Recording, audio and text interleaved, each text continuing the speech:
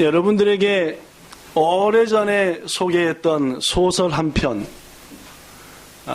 1987년에 덴마크에서 영화로까지 만들어진 소설을 여러분에게 지금부터 조금 긴 시간 동안 소개하고자 합니다. 20분쯤 걸리지 않을까. 이 소설은 영화로도 만들어졌던 아웃 오브 아프리카라고 하는 것을 쓴 카렌 블릭센이 자기의 고향 덴마크에 돌아가서 거기서는 자기의 본 이름으로 쓰지 않고 아이작 디네센이라는 필명, 글을 쓰는 사람이 자기 이름을 밝히지 않고 필명이라 해서 글 쓸 때만 쓰는 그 이름으로 한 소설이 이 소설입니다. 이 소설의 제목은 바베트의 만찬이라고 하는, 여러분에게 한 번쯤 소개한 소설입니다. 오늘 이 이야기의 배경이 되는 곳은 덴마크의 조그마한 어촌 마을입니다. 진흙탕 길이 허다하고 초가지붕 오두막들이 가득한 아주 작은 가난한 마을이었습니다. 이 작은 마을에 나이 지긋하셔서 하얗게 된 수염을 기르고 계신 청교도 목사님과 수십 명의 신도들이 나름대로 열심히 경건한 신앙생활을 하고 있는 덴마크의 어촌이었습니다. 목사님과 성도들과 마을 사람들은 청빈과 금요, 여기 써진 대로 그러죠. 부유하게 살지도 않고 세상 욕망 제어하고 깨끗하게 사는 것, 이것이 신앙에 있어서 가장 중요하다라고 생각했기에 감히 세상의 어떤 쾌락과 유혹이 그들을 유혹하지를 못했습니다. 비록 작은 마을이었지만은 신도들은 세상 풍속과 음식을 거부해 입는 옷 색깔도 거의 다 검은색이었고, 음식은 알코올이 들어가지 않는 맥주를 섞은 물에다가 빵을 넣고 끓여서 만든 수프, 그리고 가자미를 말려서 역시 삶아 먹는 그런 것들 뿐이었습니다. 매 주일마다 마을의 신도들은 예배당에 모여서 경건한 예배를 드렸고, 그들이 자주 찬송하는 찬송은 저 높은 곳을 향하여 날마다 나아갑니다, 이런 것 같은 천국을 소망하는 찬송이 대부분이었습니다. 이들은 이 땅의 삶은 잠깐 지나가는 나그네 길이고 우리의 진짜 소망은 영원한 천국에 있다라고 믿는 분들이었습니다. 이 교회 목사님은 일찍 사모님을 잃고 두 딸과 함께 살았습니다. 큰 딸의 이름은 마르티나, 작은 딸의 이름은 필리파였습니다. 우리말로 하면은 마르틴, 필립. 왜 이런 이름을 갖게 되었느냐?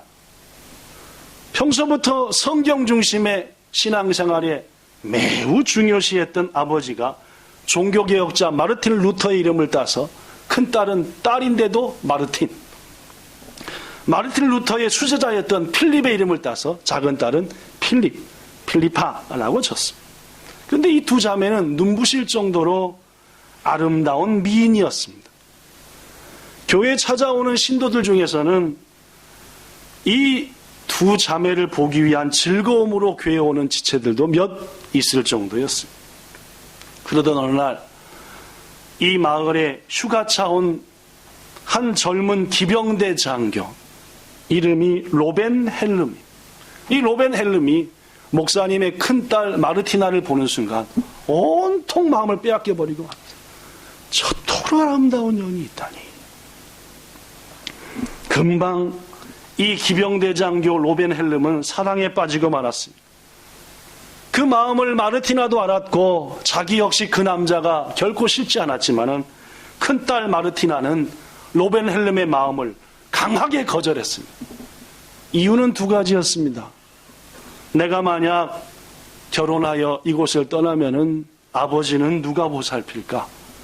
내가 만약 결혼하여 떠나면은 내가 섬기는 교회 일은 어떻게 할까? 이것들이 그의 마음에 가득했기에 그는 철저히 기병대 장교의 청혼을 거절했고 이에 실망한 청년은 결국 마을을 떠나 프랑스 여왕의 시녀와 결혼을 해버리고 맙니다. 작은 딸 필리파, 그는 자태도 아름다웠지만 특히 목소리가 예뻤다고 합니다. 그가 부르는 예루살렘이라고 하는 찬송은 그 찬양을 듣는 모든 사람들에게 천국문 앞을 선사했습니다. 예루살렘을 부르는 순간 그 찬양을 듣는 수많은 신도들은 이야, 내가 지금 천국 앞에 와 있구나 할 정도로 말입니다. 그러던 어느 날 그녀에게도 한 청년이 나타났습니다. 그는 당시에 프랑스에서 엄청나게 유명했던 오페라 가수였던 아슐 파팽이었습니다. 파팽은 건강이 좋지 못해 가끔씩 해변을 찾아서 요양을 하곤 했는데 이번에는 바로 이 마르티나와 필리파가 있는 그 마을에 찾아온 것이었습니다. 파팽은 어느 날 너무나도 고요한 이 마을의 흙길을 걷다가 파리 국립 오페라 극장에 서더라도 손색이 없을 정도의 너무나 예쁜 소프라노 소리를 듣게 되었습니다. 파팽이 본래 노래하는 사람이었기 때문에 얼마나 환상적인지 그 소리를 향해서 한 걸음 한 걸음 한 걸음 가다 보니까 거기에 목사님의 둘째 딸 필리파가 있었습니다. 그로부터 몇 날이 지나 파팽은 필리파에게 이렇게 말합니다. 필리파, 온 프랑스의 사람들이 그대 발 앞에 엎드릴 것입니다. 그대의 아름다운 찬송을 듣기 위해서 각 나라의 왕들이 줄지어 그대를 맞이할 것입니다. 그대는 마차를 타고 저 화려한 카페 앙글레에 가서 최고의 식탁을 그들과 맞이할 것입니다. 나와 함께 최고의 노래를 부르러 프랑스로 갑시다. 필리파의 마음이 요동했습니다. 파팽의 말들은 한마디 한마디가 달콤했습니다. 결국 필리파는 파팽으로부터 몇 번의 레슨을 받기로 했습니다. 그러던 어느 날 필리파와 파팽이 함께 노래를 부르는데 그날의 노래는 사랑이었습니다. 노래를 부르는 내내 둘째 딸 필리파의 마음은 불안과 초조로 떨렸습니다. 이게 아닌데, 이게 정말 아닌데, 이 유혹을 물리쳐야 될 텐데. 결국 필리파는 이 쾌락의 유혹으로부터 속히 나 자신을 끄집어내야 된다 라는 확신을 노래의 끝남과 함께 가졌고, 아버지를 통해서 파팽에게 난 더 이상 당신과 함께 노래할 수 없습니다 라는 편지를 보내고 맙니다. 파팽 역시도 어찌하든지 필리파의 마음을 돌리기 위해서 애를 썼지만 어렵다라고 생각하고 프랑스로 돌아가 버리고 말았습니다. 그로부터 순식간에 몇 년이 지났을까요? 몇 년이요? 응? 이게 안 나왔습니까? 금방 나왔나 보다, 그죠? 그로부터 15년이 지났어요. 15년이 지난 마을은 많은 게 달라졌습니다. 목사님이 세상을 떠났습니다. 두 자매는 독신으로 중년에 이르렀고 어떻게든 아버지의 사명을 이어가려고 애썼습니다. 하지만 목사님의 엄한 말씀이 없어지자 신도들의 관계는 극도로 나빠졌습니다. 남자 신도들끼리 사업상의 문제로 앙심을 품는가 하면은 어떤 남녀는 각각의 가정이 있음에도 불구하고 10년 넘도록 눈이 맞아가지고 바람을 피우고 있다는 소문도 온 교회에 가득했습니다. 두 자매는 서로 다투어 싸워서 10년 넘도록 한 교회에 다녔지만 말 한 번 섞지 않았다. 이런 모습들이 교회 이곳저곳에 있었다. 주일이 되면 여전히 모여서 예전에 불렀던 찬송을 불렀지만 이제 더 이상 그들의 얼굴에는 기쁨도 없었고 예배에 참여하는 사람들도 점점 줄어갔습니다. 그 와중에도 마르티나와 필리파는 변치 않는 믿음으로 어찌하든지 교회를 지키기 위해서 성도들을 섬기기 위해서 쉼없이 일했습니다. 어느 날 장대 같은 비가 엄청나게 쏟아지는 밤이었습니다. 두 자매 살고 있는 대문 앞에 갑자기 쿵 소리가 났습니다. 문을 열고 보니까 웬 여인이 문 앞에 쓰러져 있었습니다. 마르티나와 필리파는 그 여인을 방으로 옮겨 극진히 보살폈습니다. 마침내 여인이 몸을 털고 일어났지만 그 여인은 덴마크어를 한마디도 하지 못했어요. 다만 그 여인이 소개장 한 장을 내놓았는데 그 소개장에 의하면은 이 여인은 아실 파팽이 보낸 사람이었습니다. 아실 파팽은 한 편의 편지를 보냈습니다. 편지에 의하면은 지금 이 쓰러져 있는 여인의 이름은 바베트였습니다. 바베트는 프랑스 내전으로 인해 남편과 자식들을 모두 잃고 자기의 목숨까지 위태로워 도망해야 했고, 바로 그때 유명한 성악가 아실 파팽을 만나서 바로 이 마을을 소개받은 것입니다. 이 마을과 마르티나와 필리파라면은 이 여인을 지켜줄 수 있다고 믿었기 때문에 아실 파팽 역시 바베트를 이곳으로 보냈습니다. 편지의 맨 끝엔 이렇게 쓰여졌습니다. 읽어볼까요? 조금 조는 분이 한 분 딱 계신데. 편지의 맨 끝, 시작. 목소리가 무지하게 무거운 거 보니까. 아실 파팽의 편지를 다 읽은 두 자매는 고민에 빠졌습니다. 우선 두 자매에게는 하녀를 둘 만큼의 일거리가 없다라고 생각하고 있었습니다. 더욱이 바베트에게 다달이 줄 돈이 이 두 자매에게는 없었습니다.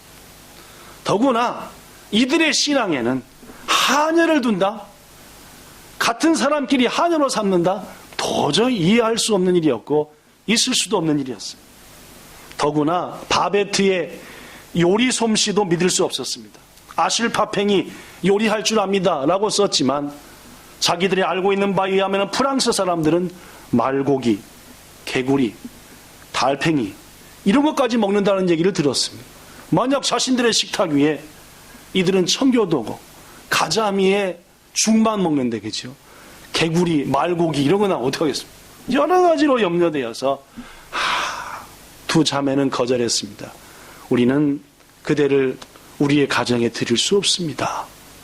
그러나 바베트는 온 몸으로, 온 눈으로, 온 마음으로 부탁을 했고 결국 바베트는 마르티나와 필리파의 집에 머물게 됩니다.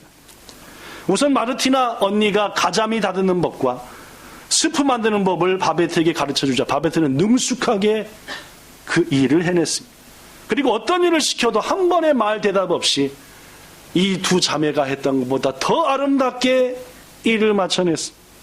어느 순간부터 두 자매는 바베트가 자기들이 했던 일을 대신해서 더 훌륭하게 해내는 것을 보았습니다. 가난한 사람들을 돌보고 노인들에게는 죽을 끓여주고 교회와 집안의 허드렛 일 온통 도맡아 바베트가 감당했습니다. 예배도 거들었습니다. 이제 두 자매에게 있어서 바베트가 없는 생활은 생각할 수도 없을 정도였습니다. 침울하게 가라앉았던 마을과 그리고 교회와 이 가정에 바베트로 인해서 잠시 생기가 돌았습니다. 그렇게 다시 몇 년이 지났을까요? 네, 12년 지났습니다. 마을 사람들의 모습은 그들의 나이와 함께 더더욱 주름져 갔습니다. 그러던 어느 날 놀랄 일이 생겼습니다. 12년 만에 처음으로 바베트에게 프랑스로부터 편지가 온 겁니다. 지난 12년 동안 바베트는 자신이 살았던 프랑스에 대해서 한 번도 입을 연 적이 없었습니다. 무척이나 궁금해했던 마르티나와 필리파에게 바베트가 말합니다. 마님, 좋은 일이 생겼어요. 듣고 보니 내용이 이랬습니다. 프랑스의 친구가 매년 자동으로 바베트를 위해서 복권을 샀는데 그의 산 복권이 당첨되었다는 겁니다. 자그마치 당시 돈으로 엄청난 집을 몇 채 살 수 있는 1만 프랑이었어요. 두 자매는 바베트의 손을 잡고 막 축하해 줬습니다. 축하해, 너무너무 잘 됐어. 그러나 두 자녀에게는 걱정이 앞섰습니다. 왜냐하면 이제 곧 바베트가 떠나는구나 라고 생각했기 때문이었습니다. 자매는 알았습니다. 그 1만 프랑이면은 바베트가 프랑스로 돌아가 새로운 삶을 시작하는데 전혀 부족한 돈이 아니라는 것을 말입니다. 그런데 바베트의 복권이 당첨되었을 때는 실은 두 자매가 이미 천국에 가신 아버지의 100번째 생일을 특별히 준비하는 때와 겹쳤습니다. 교회 신도들의 점점 믿음이 떨어져가고 다툼이 잦자 그래 아버지를 생각하면서 100번째 생일 잔치 파티를 조촐히 열어서 식어져가는 우리들의 믿음을 다시 한번 붙잡자 이런 마음으로 마르티나와 필리파는 아버지를 위한 조촐한 100번째 생일 잔치를 준비하고 있었습니다. 바베트 역시 이 두 자매들의 생각을 알고 있었습니다. 바베트가 두 자매의 방에 들어왔습니다. 이렇게 말했습니다. 마님들, 저는 지난 12년간 한 번도 무엇인가를 두 분께 부탁드려 본 일이 없었습니다. 두 자매가 곰곰이 생각해 보니 사실 그랬습니다. 그런데 이제 제가 한 가지 부탁이 있습니다. 목사님의 100번째 생일을 기념하는 기념 예배 때 제가 저녁 식사를 준비하고 싶습니다. 특히 제대로 된 프랑스 요리를 대접하고 싶습니다. 바베트의 말을 듣고 두 자매는 마음이 무척 부담스러웠습니다. 프랑스를 뭐 먹는다고요? 벨기아란 걸 다 먹는데. 그러나 바베트의 처음 부탁이자 마지막 부탁이어서 그것을 고민 끝에 허락하기로 했습니다. 프랑스에서 당첨금이 오자 바베트는 일주일간의 휴가를 부탁했습니다. 그리고 다녀왔습니다. 바베트가 일주일 다녀온 뒤 그로부터 며칠간 작은 마을의 선착장에는 배들이 줄을 이어 도착했고 짐을 내려놓고 그 짐들은 차곡차곡 바베트의 부엌으로 운반됐습니다. 조그마한 어촌 사람들에게는 엄청난 광경이 이어졌습니다. 일꾼들이 밀고 가는 수레를 보니까 살아있는 새들이 든 상자가 가득 실렸는데 그런 수레가 한둘이 아니었습니다. 샴페인, 포도주 이런 것들을 든 통이 줄줄이 이어갔습니다. 심지어 소머리, 각종 신선한 야채들, 프랑스산 버섯들, 꿩들, 햄, 신기한 바닷속 생물들, 심지어 살아서 머리를 흔드는 거북이들까지 모두 다 바베트의 부엌으로 차례차례 옮겨졌습니다. 두 자매는 생각했습니다. 악마의 잔치가 준비되고 있구나. 고민 끝에 이 난관을 두 자매는 신도들에게 알렸습니다. 그러자 다들 혀를 차면서 안타까워했습니다. 그런데 그들의 평소 생각은 입과 혀는 찬송하고 감사하는 데 쓰는 것이지 외국의 비싼 음식을 탐하고 있는 것이 결코 아니었습니다.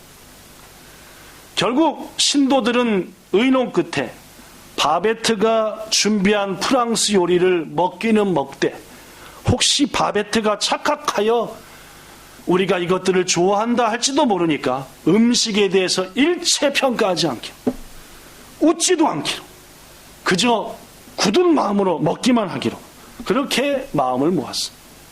드디어 파티가 있는 12월 15일 목사님의 100번째 생일날이 되었습니다. 이날따라 눈이 소복히 내려 어두운 마을을 하얗게 밝혀주었습니다. 그때 두 자매는 뜻밖의 손님이 오신다는 소식을 듣고 기뻐했습니다. 아버지 목사님이 돌아가신 이후로 한 번도 예배 오지 않았던 90살의 할머니가 조카와 함께 이 파티에 참여하고 싶다는 것이었습니다. 그런데 알고 보니 그 조카는 다름 아닌 오래전에 큰딸 마르티나에게 청혼했던 기병대 장교연 로벤 헬름이었습니다.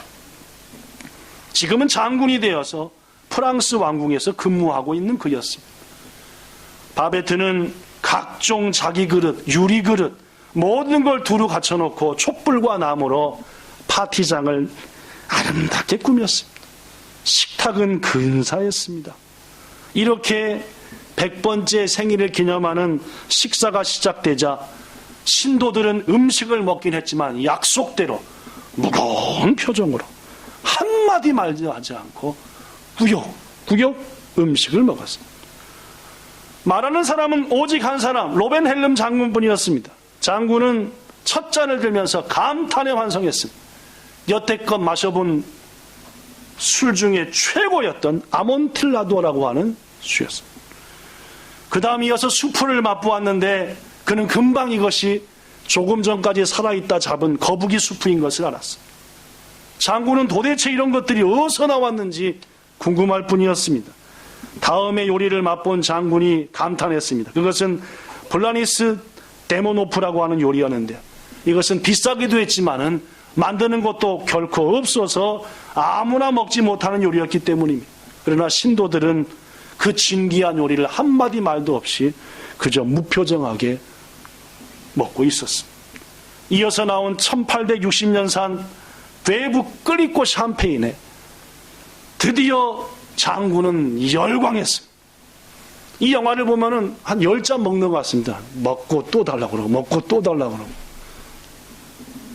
그러나 누구도 말은 하지 않았지만은 파티에 참여한 사람들은 조용히 변해갔습니다. 점점 마음이 따뜻해지기 시작했습니다. 바베트가 베푼 요리는 그 자리에 참여한 사람들의 닫혀진 마음에 신기한 힘을 발휘하기 시작했습니다. 신도들은 드디어 말을 했습니다. 목사님이 살아계셨던 때 이야기, 그때 즐거웠던 이야기, 은혜 받았던 이야기. 어떤 성도는 그날 내가 너무너무 그 말씀의 은혜를 받았어.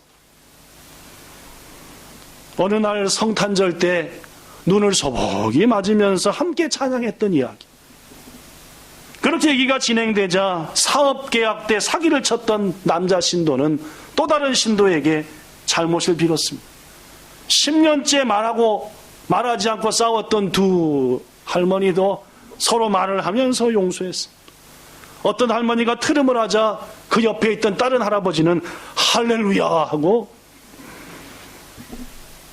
프랑스 요리에는 최후의 인력이라는 코스가 있다고 합니다. 요리사가 최고로 잘하는 진귀한 요리를 마지막에 내놓는 요리라고 합니다. 바베트는 그 요리로 돌그릇에 담긴 메추라기 새끼 요리를 선택했어요. 영화를 보면은 요만한 이쁜 접시에 메추라기를 태워서 목까지 그대로 으르고 있는, 로벤 헬렘이 딱 부러뜨려가지고 먹습니다. 아주 맛있게. 그죠? 우리도 어렸을 적에 참새 잡아서 구워 먹었던 것 같은데, 그죠? 그것을 보자 장군은 놀라 넘어질 뻔했습니다. 왜냐하면 이 요리는 프랑스에서도 딱 한 군데에서만 맛볼 수 있던 정말로 유명한 요리였기 때문입니다. 한때 여자 주방장으로 명성이 높았던 파리의 유명한 카페 앙글레라는 레스토랑에서만 맛볼 수 있는 매우 특별한 요리였고, 그나마 그 요리를 맛본 사람은 약 10몇 년 전이었다고 말하는 바로 그런 요리였습니다. 드디어 만찬이 끝났습니다. 누구 먼저 할 것 없이 그들은 모두 다 손에 손을 붙잡고 바닷가로 나갔습니다. 그리고 그 잡은 손을 가지고 뜨겁게 찬양을 했습니다.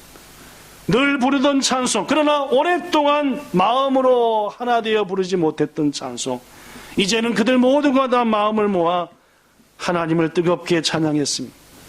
바베트가 베푼 만찬으로 마음의 빗장이 열리자 그들의 마음에 놀라운 은혜가 흘러들어갔습니다.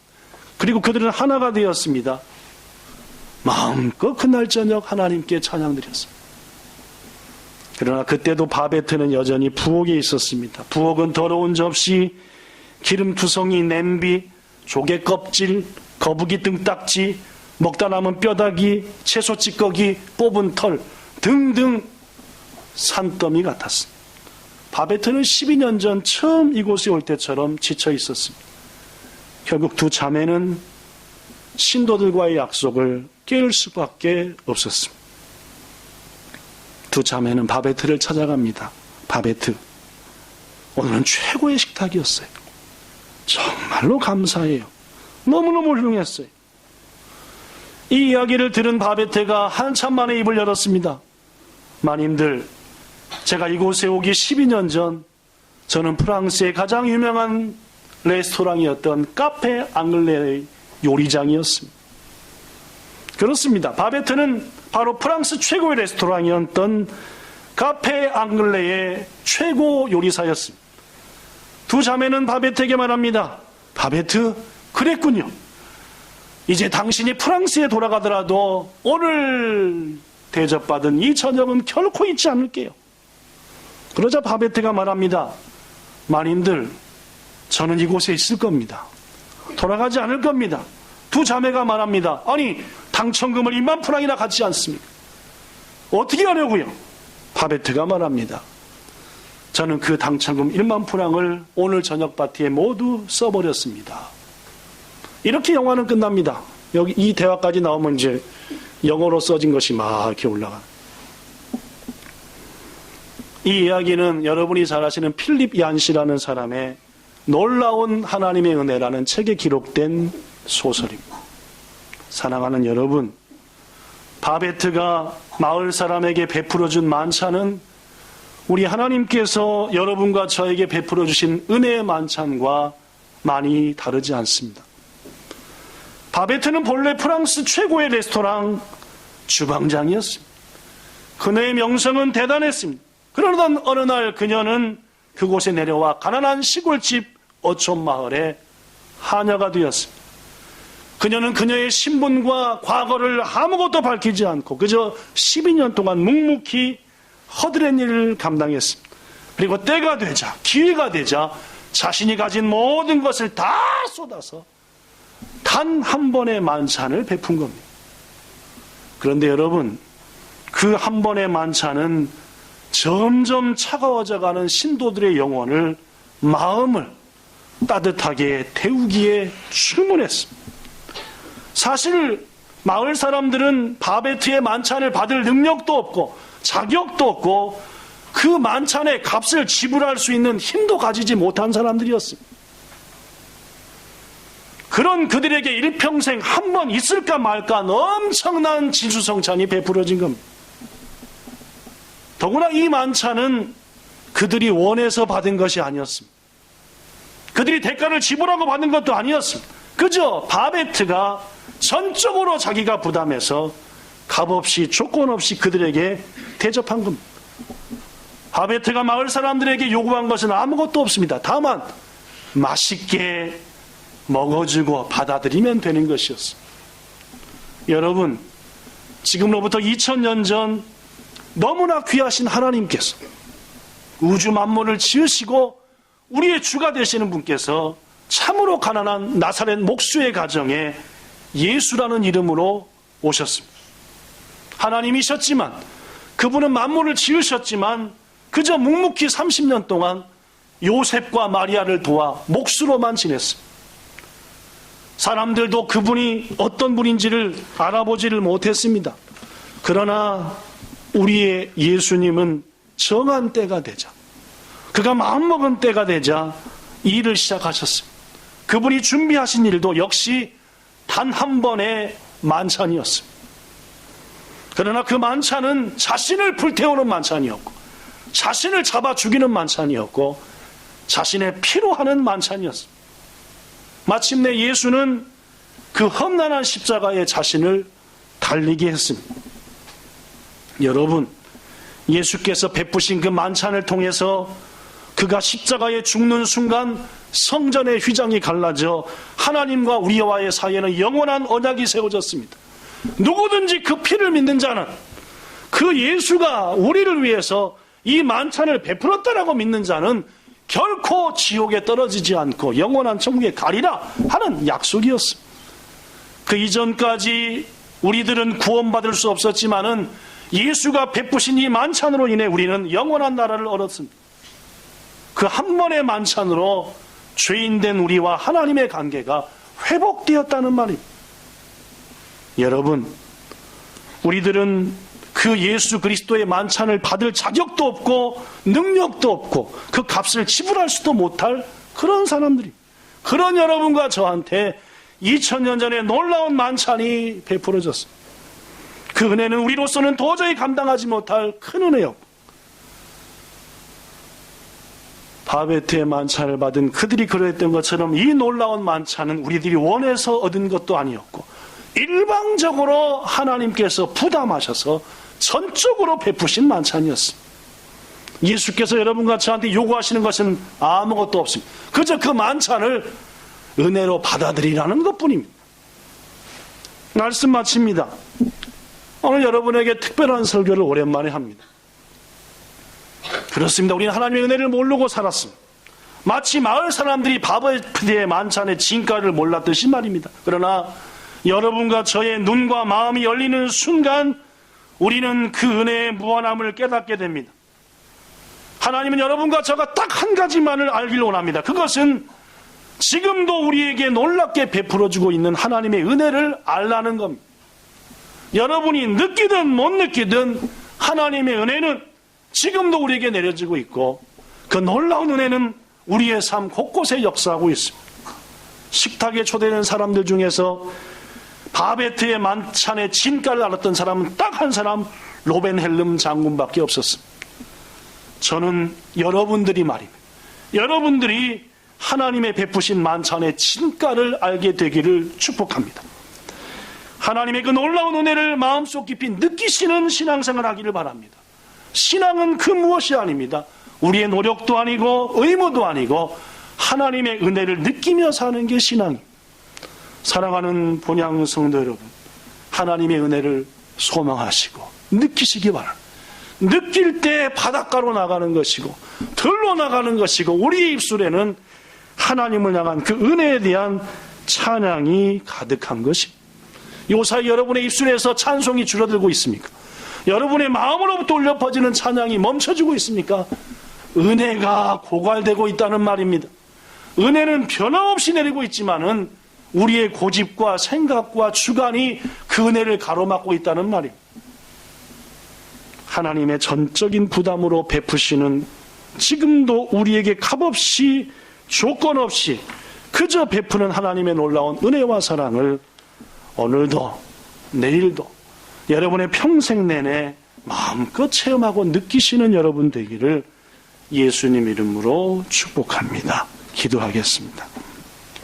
좋으신 하나님, 미련하고 어리석고 무식해서 영원한 것에 대해서는 알려하지도 않고 몰랐던 우리들을 위해서 십자가의 만찬을 베푸신 은혜에 감사함을 드립니다. 만약 우리 생에 그 놀라운 주의 은혜가 없었고 주께서 우리에게 찾아오지 않으셨다면 우리들이 얼마나 의미 없고 헛된 것에 우리의 인생을 이끌어갔을지 우리는 모릅니다.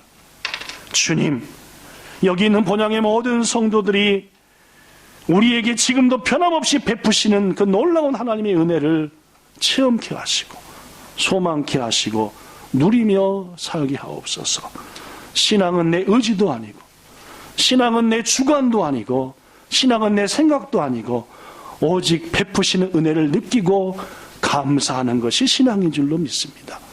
그 자리에 들어가고 마는 본향의 모든 성도 되게 하시기를 축복하며 예수님 이름으로 기도드리옵나이다. 아멘.